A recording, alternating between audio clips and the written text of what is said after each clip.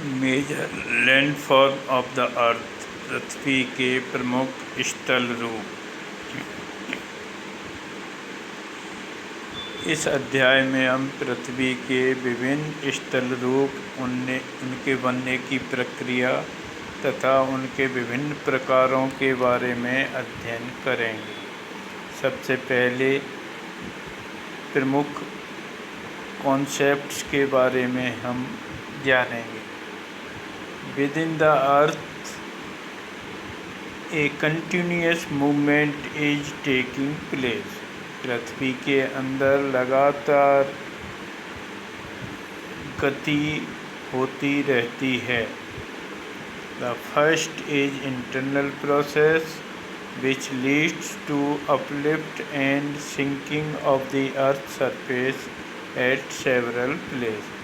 पहली गति जो आंतरिक भाग में होती है उसे हम इंटरनल प्रोसेस, आंतरिक बल कहते हैं, जिसके कारण पृथ्वी कहीं पर ऊपर उठ जाती है और कहीं पर नीचे धंस जाती है, जिससे पर्वत और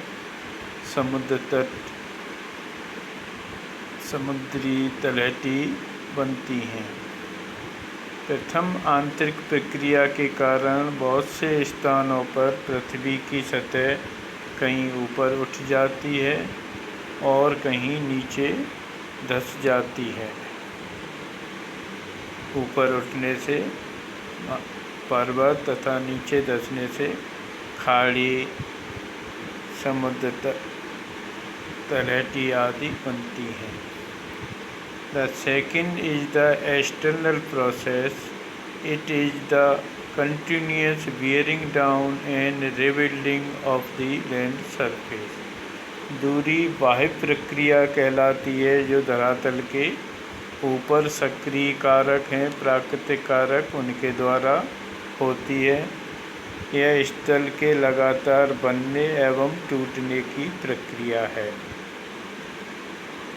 The wearing away of the earth's surface is called erosion.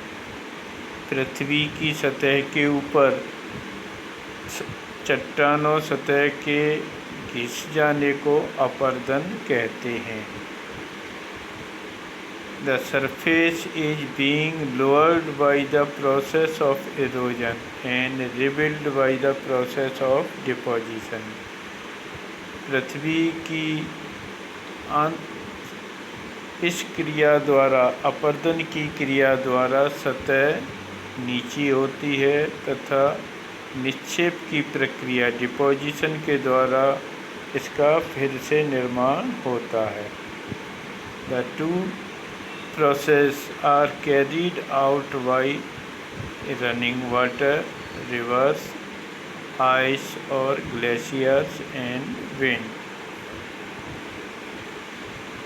ये दो प्रक्रियाएं मुख्य रूप से बहते हुए जल, नदियाँ, वायु तथा बर्फ, ग्लेशियर द्वारा होती हैं। इसके अलावा भूमिगत जल भी इसमें शामिल होता है।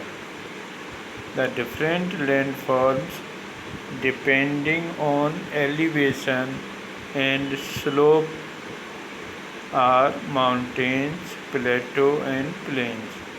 हम विभिन्न स्थल रूपों को उनकी ऊंचाई एवं ढाल के आधार पर पर्वत, पठार और मैदान के रूप में वर्गीकृत कर सकते हैं।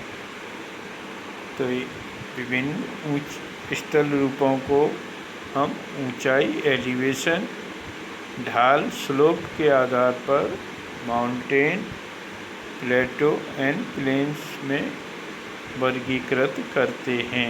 यही पृथ्वी की सतह पर पाई जाने वाली 3 प्रमुख स्थलाकृतियाँ हैं। अब इन्हीं तीनों के बारे में हम विस्तार से इनके बनने, इनके विश्व में वितरण तथा इनके प्रमुख प्रकारों के बारे में अध्ययन करेंगे।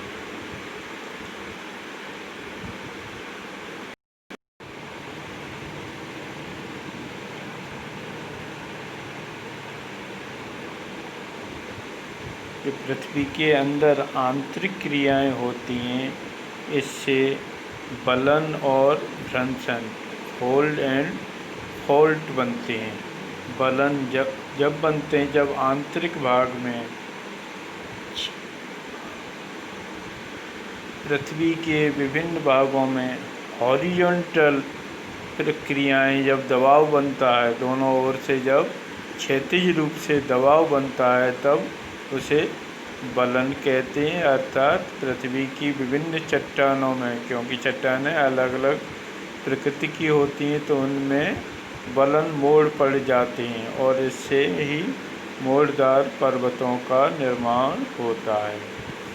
पृथ्वी के आंतरिक भागों में जो वर्टिकल क्षैतिज गति होती है, ऊर्ध्वाधर गति होती है, उसके द्वारा फॉल्ट, भ्रंश बनते हैं और भ्रंश के कारण कुछ भाग ऊपर उठ जाता है जिससे भ्रंशोत पर्वत या ब्लॉक माउंटेन कहते हैं, तथा कुछ भाग नीचे धंस जाता है, उसे रिफ्ट घाटी कहते हैं। जैसे कुछ नदियाँ, नर्मदा नदी रिफ्ट घाटी में होकर बहती है, नील नदी रिफ्ट घाटी में होकर बहती है, तो नीचे धंसने से रिफ्ट घाटी, भ्रंश घाटी बनती हैं और ऊपर उठने से भ्रंशोत पर्वत बनते हैं, जिसमें वॉर्सेज माउंटेन भ्रंशोत पर्वत का उदाहरण है।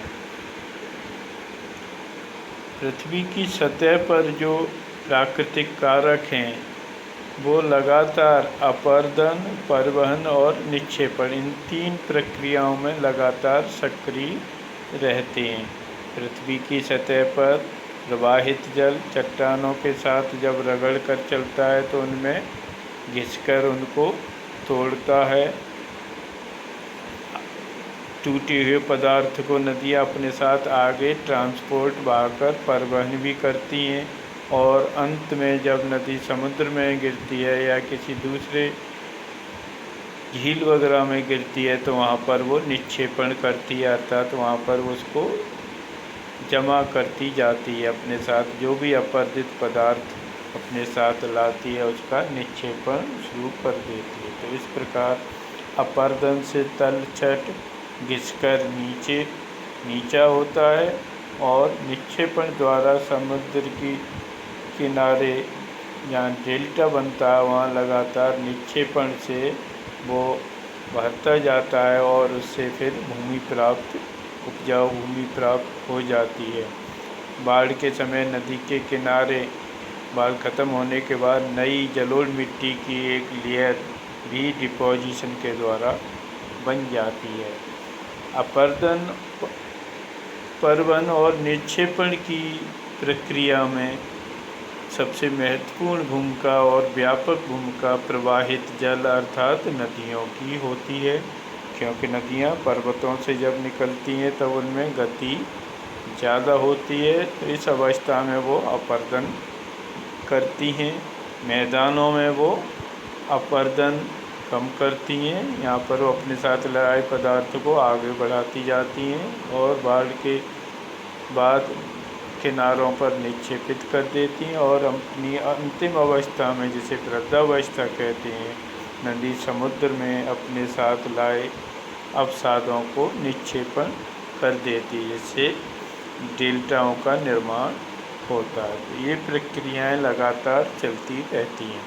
अब पृथ्वी के अलग अलग क्षेत्रों में अलग अलग जलवायु प्रकारों के क्षेत्र में प्राकृतिक जो कारक हैं अपरदन के, वो अलग अलग सक्रिय रहते हैं। नदियाँ सामान्य रूप से जहाँ सदावाहिनी नदियाँ हैं वो ज़्यादा अपरदन का कार्य करती हैं। शुष्क तथा अर्ध शुष्क क्षेत्रों में पवनें ज़्यादा सक्रिय रहती हैं और बर्फ़ या ग्लेशियर्स ऊंचे पर्वतीय क्षेत्रों या ध्रुवीय क्षेत्रों में सक्रिय रहते हैं। जहाँ चूना पत्थर की चट्टानें पाई जाती हैं वहाँ भूमिगत जल भी अपरदन के द्वारा विभिन्न स्थलाकृतियाँ बनाता है, जिन्हें स्टेलेक्टाइट और स्टेलेगमाइट कहते हैं। जो हम अगली क्लासेज में इनके बारे में विस्तार से पढ़ेंगे। यहाँ पर इतना जिक्र नहीं किया गया है। ये दोनों प्रक्रियाएं अपरदन और निक्षेपण की मुख्य रूप से नदियाँ, वायु और बर्फ ग्लेशियर द्वारा सक्रिय होती हैं।